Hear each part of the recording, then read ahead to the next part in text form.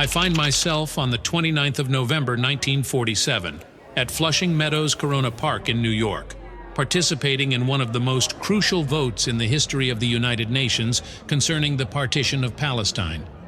As a representative of Poland, I feel the weight of responsibility in making a decision that not only shapes the future of the Middle East, but also influences the fate of the Jewish people who have recently endured the tragic sufferings of the Holocaust. A moral imperative battles within me, urging the provision of a secure home for the Jews after their recent tribulations, while fears of potential conflict arising from such a division loom large. The past where people were victims of cruel injustice tilts my heart towards supporting the resolution. However, I am acutely aware of the dangers associated with such a decision. I witness tensions and opposition from other nations, especially Arab states, fearful of losing their territory. The decision I must make feels like walking on a razor's edge, where one side symbolizes hope and the other potential conflict.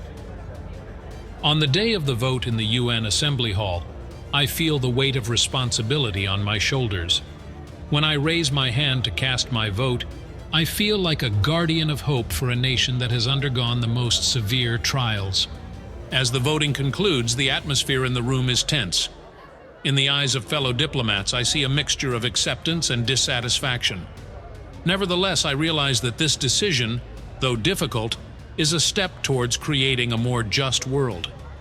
The resolution was adopted during the 128th session of the United Nations General Assembly.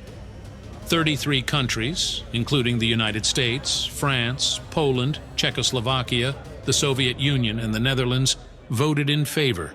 13 countries were against it, and representatives of 10 abstained. Influence on some countries may have been exerted, as described by President Harry Truman of the United States. He later said, "The facts are that pressure was brought to bear on the United Nations as has never been brought to bear on them before. But the White House was under tremendous pressure too.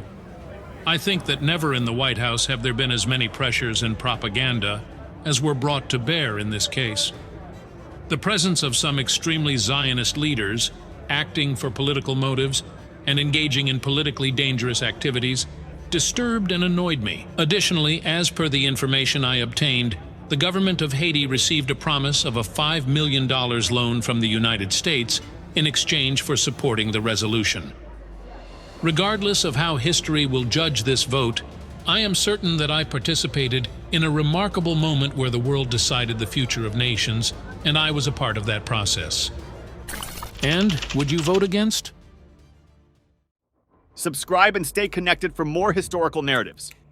Your subscription ensures you won't miss the next chapter.